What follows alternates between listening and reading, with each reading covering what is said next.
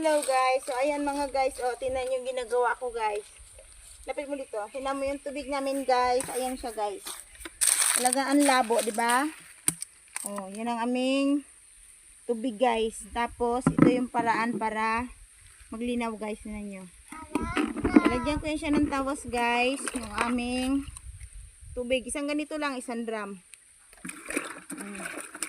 Tunawin ko lang yan siya dito mga guys. Tapos guys, ilalagay ko na dito sa aming drum.